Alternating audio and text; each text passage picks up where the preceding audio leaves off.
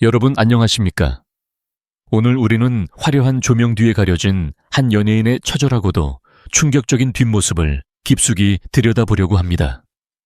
대한민국을 대표하는 개그우먼으로 대중에게 웃음을 선사했던 박나래 씨를 둘러싼 논란이 이제는 단순한 가십을 넘어 법적 처벌과 연예계 퇴출이라는 벼랑 끝으로 치닫고 있습니다. 최근 공개된 일련의 사건들은 우리가 알던 박나래라는 인물의 이면에 얼마나 복잡하고 위태로운 관계들이 얽혀 있었는지를 적나라하게 보여주고 있습니다. 그 시작은 2024년 12월 7일에서 8일로 넘어가는 그 차가운 새벽으로 거슬러 올라갑니다.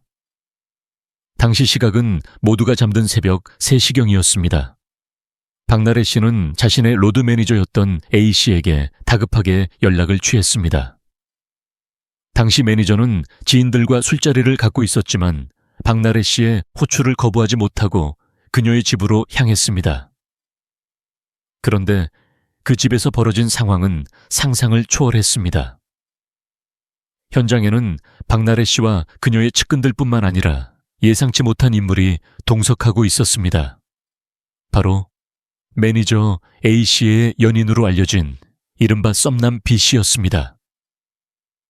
여기서부터 대중들은 이 기묘한 조합에 의구심을 품기 시작했습니다. 도대체 왜 업무적인 갈등을 해결해야 할 자리에 매니저의 사적인 연인이 함께 있었던 것일까요? 현역한 증언들에 따르면 그날 밤 박나래 씨와 매니저 A씨는 서로를 부둥켜 안고 한참 동안 오열했다고 합니다. 굵은 눈물을 흘리며 박나래 씨가 내뱉은 말들은 더욱 충격적이었습니다. 언니 하차하지 마라. 나 혼자 산다는 내가 막아줄게. 놀라운 토요일도 내가 다 정리하겠다는 식의 감정적인 호소가 이어졌습니다. 이는 당시 박나래 씨가 불법 의료 의혹 등으로 인해 프로그램 하차 압박을 강하게 받던 시점이었기에 더욱 의미심장하게 다가옵니다. 대중들은 이 장면을 두고 인간적인 유대감이라고 보기보다는 사건의 본질을 흐리기 위한 고도의 감성적인 연출이 아니었느냐는 냉담한 반응을 보이고 있습니다. 특히 썸남 B씨의 등장은 1대3이라는 압박적인 구도를 2대2라는 동등한 관계로 보이게 하려는 의도가 아니었냐는 분석이 지배적입니다. 하지만 우리가 잊지 말아야 할 사실은 그 눈물 젖은 새벽이 지나고 난 뒤의 현실입니다. 감정의 밤이 지나고 아침이 밝자 박나래 씨 측은 매니저에게 합의서 초안을 전달했습니다. 그 문서에는 전날 밤의 따뜻한 위로와는 정반대의 내용이 담겨 있었습니다. 매니저가 제기했던 횡령과 임금 미지급 등의 주장을 모두 허위라고 인정하고 이를 철회하라는 법적 장치가 마련되어 있었던 것입니다.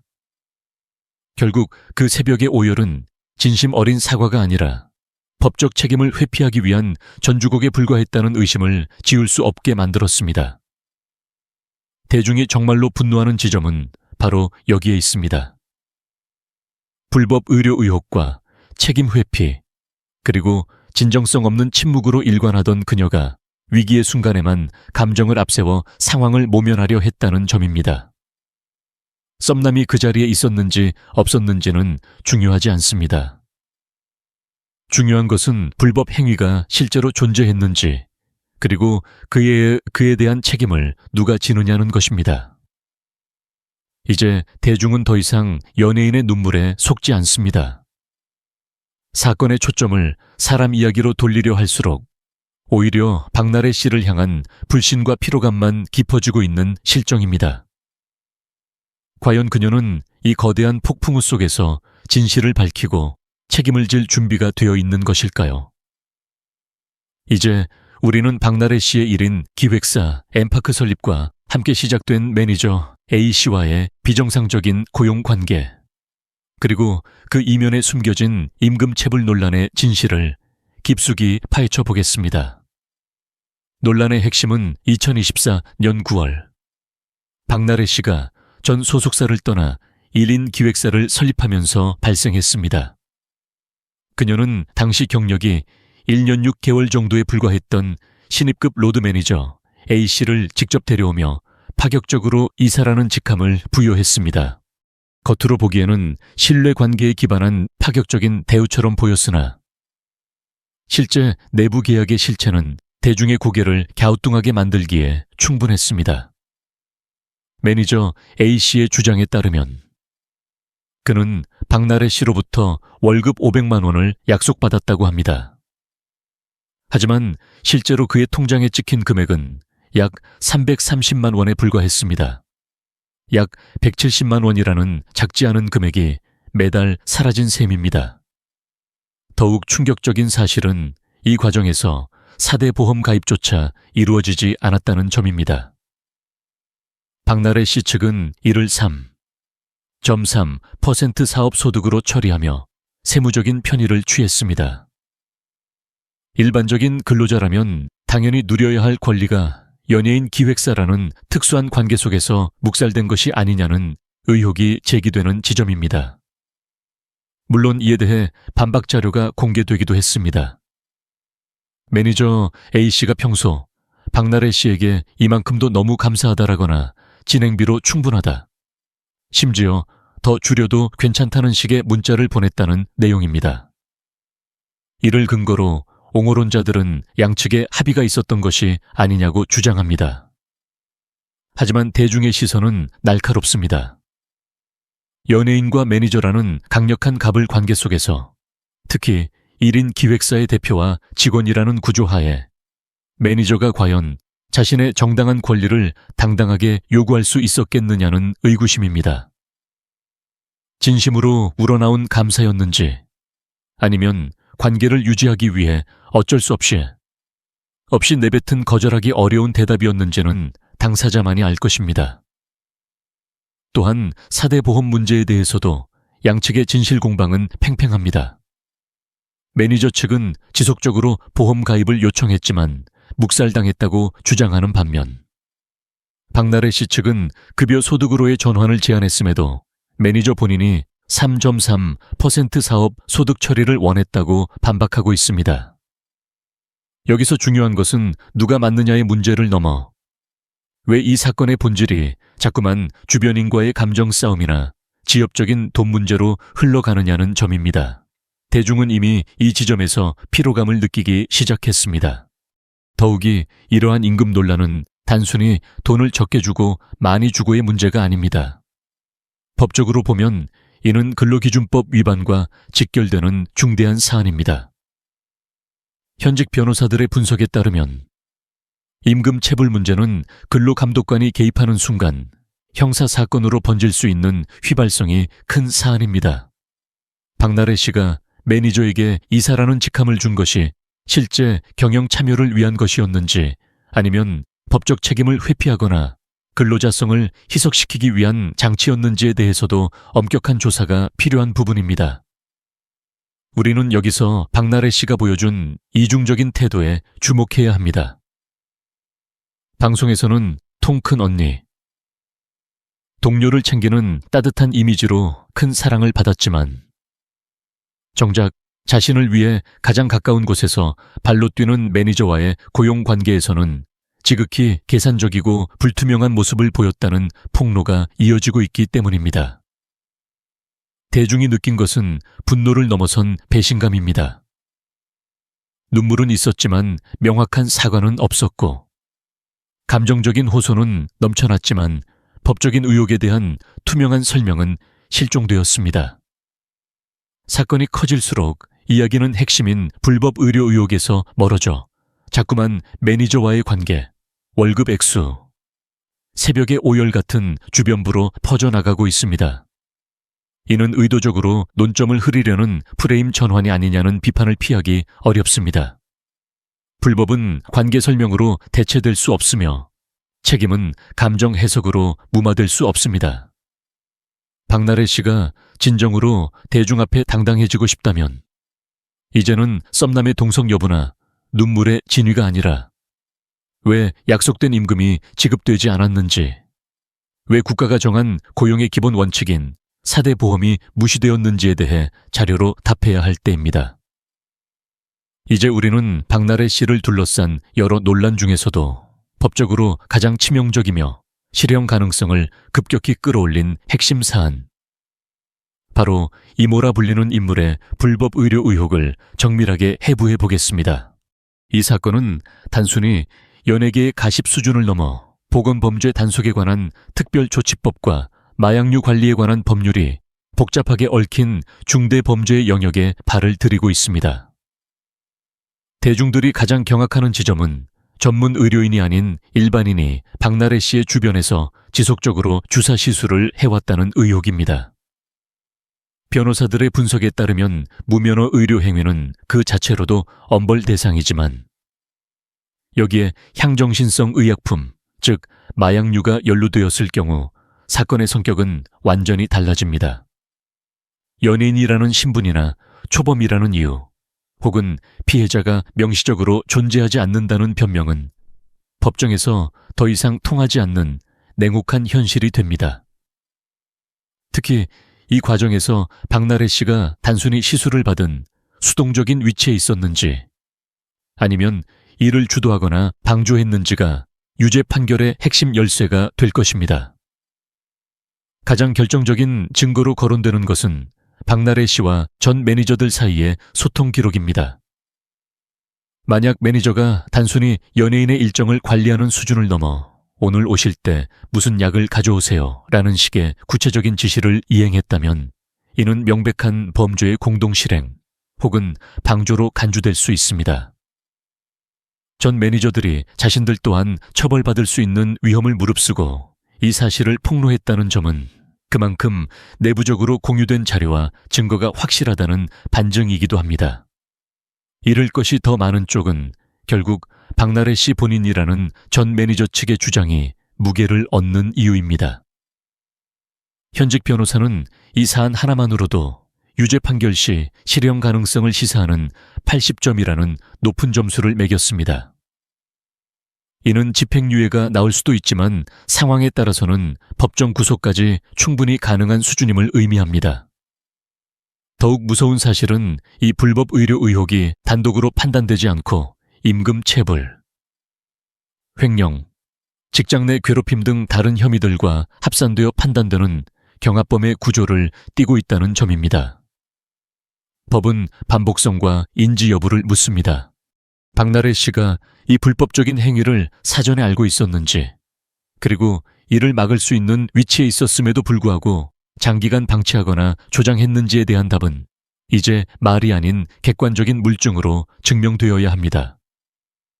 그동안 대중에게 웃음을 주기 위해 몸을 사리지 않았던 그녀의 노력이 이러한 불법적인 수단에 의존했다는 의혹은 팬들에게 깊은 실망감을 안겨주었습니다. 사람들은 묻습니다. 법 위에 군림하는 연예인이 존재하는가? 누가 더 서운했고 누가 더 많이 울었는지는 법정에서 중요하지 않습니다. 오직 행위의 실체와 법적 책임만이 남을 뿐입니다.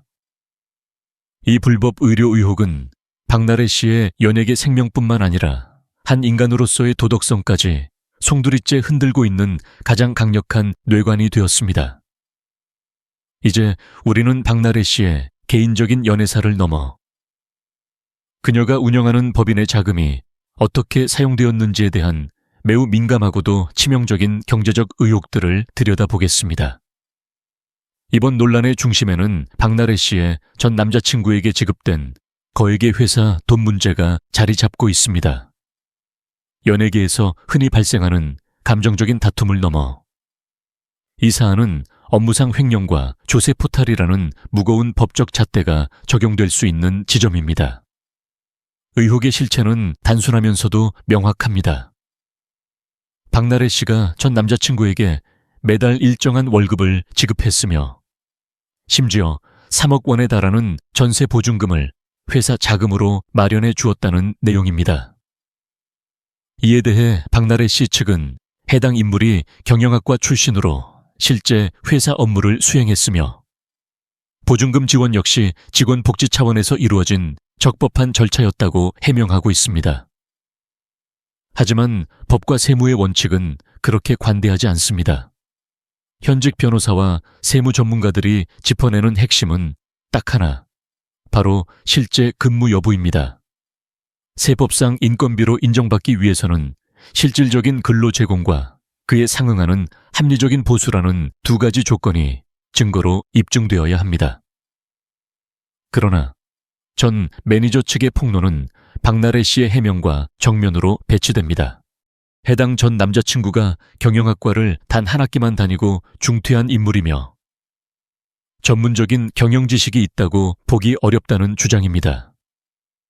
더욱이 법인카드로 고가의 명품을 결제했다는 정황까지 제기되면서 이것이 단순한 복지인지 아니면 사적인 연애 지원을 위한 회사 돈 횡령인지에 대한 의구심은 더욱 커지고 있습니다.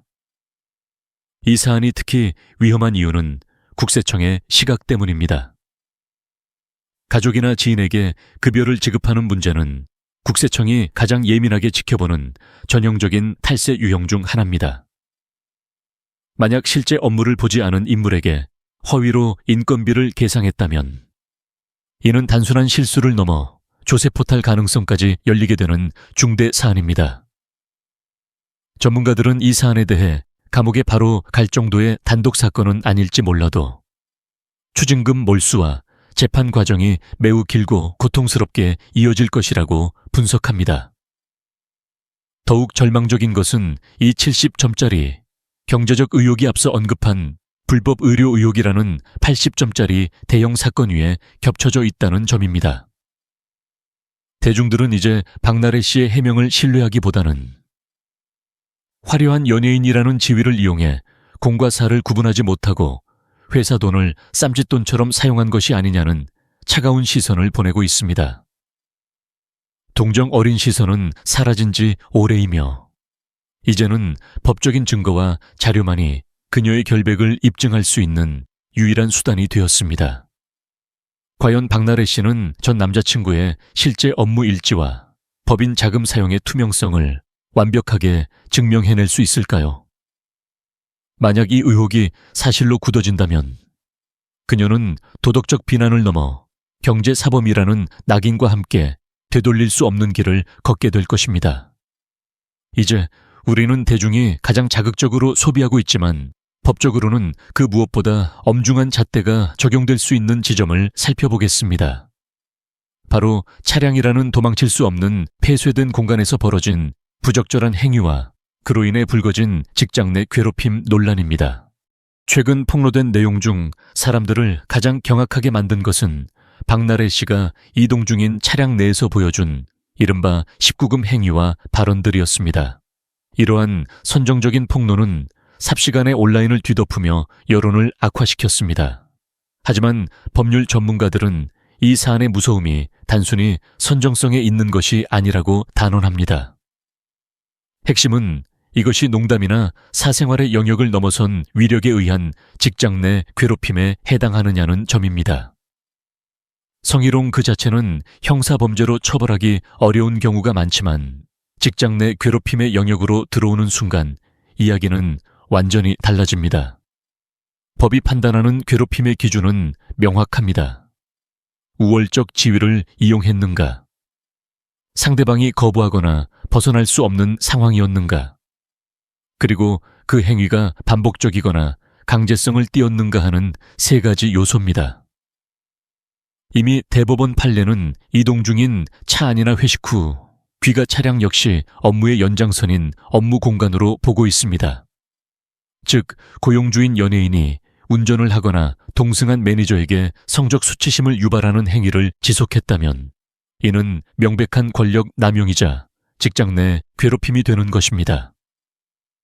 매니저들은 고용관계를 유지하기 위해 이를 견뎌야만 했고 이러한 폐쇄적 환경에서의 강요된 침묵은 법적으로 가중처벌의 근거가 될 수 있습니다. 많은 시청자들은 박나래 씨가 방송에서 보여준 거침없는 입담과 수위 높은 유머를 좋아했습니다. 그러나 현실에서의 모습이 고용인에 대한 압박으로 작용했다면 그것은 더 이상 예술적 허용이나 예능적 캐릭터로 포장될 수 없습니다. 차량 안이라는 도망갈 곳 없는 장소에서 벌어진 일들은 상대에게는 지옥 같은 시간이었을 수 있다는 점을 대중은 지적하고 있습니다. 동의 없는 농담은 폭력이며 지위를 이용한 성적 묘사는 명백한 갑질입니다. 이 파트가 특히 위험한 이유는 단순히 이 혐의만으로 끝나는 것이 아니라 앞서 언급된 임금체불이나 횡령 의혹들과 결합되어 박나래 씨의 평소 행실과 업무 태도를 증명하는 강력한 정황 증거로 쓰이기 때문입니다. 법은 행위의 단면만을 보는 것이 아니라 그 사람이 직원을 대하는 전반적인 태도와 상습성을 함께 고려합니다. 눈물로 호소하며 매니저를 아끼는 언니라고 주장했던 그 새벽의 모습과는 너무나 동떨어진 차량 안에서의 실체는 그녀의 진정성을 송두리째 무너뜨리는 결정타가 되고 있습니다. 결국 대중이 느끼는 실망감은 단순히 그녀가 야한 농담을 해서가 아닙니다. 자신보다 약한 위치에 있는 직원을 인격적으로 존중하지 않았다는 점, 그리고 그것을 자신의 영향력이라는 성벽 뒤에 숨어 당연하게 여겼다는 점에 분노하고 있는 것입니다. 이제 차량 안에서 벌어진 그 모든 일은 단순한 폭로를 넘어 법정에서 그녀의 인격과 법적 책임을 심판하는 핵심 쟁점이 될 전망입니다. 이제 우리는 박나래 씨가 처한 법적 위기의 실체를 가장 객관적이고 냉정하게 분석해 볼 시간입니다. 현직 변호사가 박나래 씨의 현재 상황에 매긴 80점이라는 점수는 단순히 상징적인 숫자가 아니라 법정 구속과 실형이라는 실제적인 위협을 나타내는 매우 무거운 지표입니다. 법률 전문가인 장현호 변호사의 분석에 따르면 각각의 논란을 떼어놓고 보면 대응의 여지가 있을지 모르나 이 모든 사건이 하나로 묶여 판단되는 경합범의 굴레에 들어가는 순간 이야기는 완전히 달라집니다. 가장 먼저 짚어볼 점은 법이 사건을 바라보는 방식입니다. 법은 피의자의 눈물이나 억울함보다는 오직 객관적인 행위와 그 행위의 반복성, 그리고 고의성을 봅니다. 현재 박나래 씨에게 적용될 수 있는 혐의들은 그야말로 종합 선물 세트와도 같은 위중한 상태입니다. 4대 보험 미가입과 임금 미지급으로 대변되는 임금 체불건은 근로감독관의 개입 여부에 따라 형사사건으로 번질 수 있는 50점짜리 사안입니다. 여기에 전 남자친구에게 지급된 의심스러운 급여와 보증금 문제는 업무상 횡령 혐의로 번지며 실현 가능성을 70점까지 끌어올립니다. 하지만 결정적으로 실형의 문턱인 80점대를 돌파하게 만든 주범은 바로 이모라 불리는 인물의 무면허 의료 행위 방조 의혹입니다. 의료법 위반은 국민의 생명과 직결되는 문제이기에 법원은 이를 매우 엄격하게 다룹니다. 특히 향정신성 의약품 관리, 소홀이나 투약 방조가 입증될 경우 초범이라 할지라도 실형을 피하기 어려운 것이 냉혹한 법의 현실입니다. 변호사는 이 사안 하나만으로도 이미 실형을 배제하기 어려운 80점의 위험 수위에 도달했다고 경고합니다. 여기에 차량 내 부적절한 언행으로 인한 직장 내 괴롭힘과 특수 상해 혐의까지 더해지면 점수는 합산되어 법정 최고형에 가까운 판단을 받을 가능성도 배제할 수 없습니다. 경합범 처벌 원칙에 따라 가장 중한 죄에 정해진 형량에서 일정 부분 가중처벌이 이루어지기 때문입니다. 이제 이것은 단순한 이미지 관리나 방송 하차 취소의 문제가 아닙니다. 교도소라는 실제적인 장소가 그녀의 미래에 언급되기 시작한 것입니다. 박나래 씨 측은 억울함을 호소하며 감정적인 대응을 이어가고 있지만 법률 전문가들은 이제 감정의 시간이 끝나고 자료의 시간이 도래했다고 입을 모읍니다. 법은 그녀가 얼마나 서운했는지 혹은 매니저와 얼마나 오열했는지를 묻지 않습니다. 오직 불법이 있었는가, 그 불법을 알고도 방조했는가, 그리고 그 대가로 경제적 이득을 취했는가에 대한 차가운 증거만을 요구할 뿐입니다. 결국 80점이라는 점수는 박나래 씨가 벼랑 끝에 서 있음을 알리는 최후의 경고장입니다. 1점의 차이로 실형과 집행유예가 갈리는 절체절명의 순간에서 그녀가 선택할 수 있는 길은 더 이상 감성적인 연출이 아닙니다. 수사기관의 조사에 성실히 임하고 자신이 지은 죄가 있다면 그에 합당한 법적 책임을 지는 것만이 대중의 최소한의 신뢰를 회복하는 유일한 길일 것입니다. 법의 심판대는 결코 연예인이라는 화려한 이름표 뒤에 숨은 진실을 놓치지 않을 것입니다. 마지막으로 우리는 이 모든 소동 끝에 남겨진 대중의 차가운 시선과 박나래 씨가 마주해야 할 잔혹한 현실에 대해 이야기하며 글을 맺고자 합니다. 그동안 연예계에서는 수많은 논란이 있었고 그때마다 많은 연예인이 눈물로 호소하거나 자숙의 시간을 가지며 복귀를 노려왔습니다. 하지만 이번 박나래 씨의 사례는 이전과는 명확히 다른 양상을 보입니다. 대중이 느끼는 감정은 이제 단순한 분노를 넘어선 지독한 피로감과 깊은 불신입니다. 사건의 본질은 불법 의료 의혹과 그에 따른 책임 소재입니다. 하지만 논란이 커질 때마다 이야기의 중심은 슬그머니 매니저와의 감정 싸움, 새벽의 오열, 그리고 갑작스러운 썸남의 등장으로 옮겨갔습니다.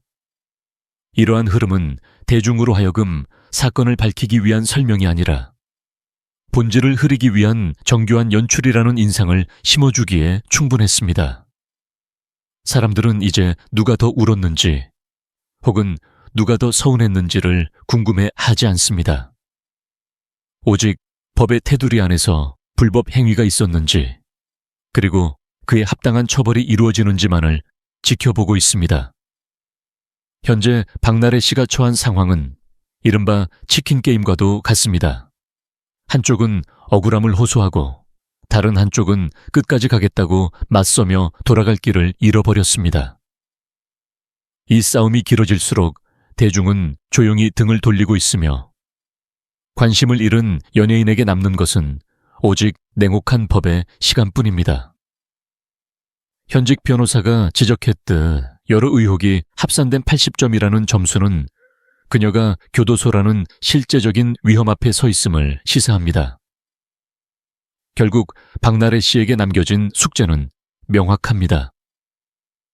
더 이상의 감정적인 프레임 변경이나 주변인을 끌어들인 논점 흐르기를 멈추고 법 앞에 서서 자료로 답해야 합니다. 진정한 사과와 책임 있는 자세가 없는 한 나 혼자 산다, 하차 취소와 같은 미봉책으로는 무너진 신뢰를 다시 세울 수 없습니다. 대중의 관심이 완전히 사라지기 전에 그녀가 어떤 선택을 내릴지 우리 모두는 끝까지 지켜볼 것입니다. 오늘 준비한 소식은 여기까지입니다. 이 사건의 진실이 법적으로 어떻게 가려질지, 그리고 우리 연예계가 이번 사건을 통해 어떤 교훈을 얻어야 할지 여러분의 생각은 어떠신가요? 댓글로 자유롭게 의견을 남겨주시기 바랍니다.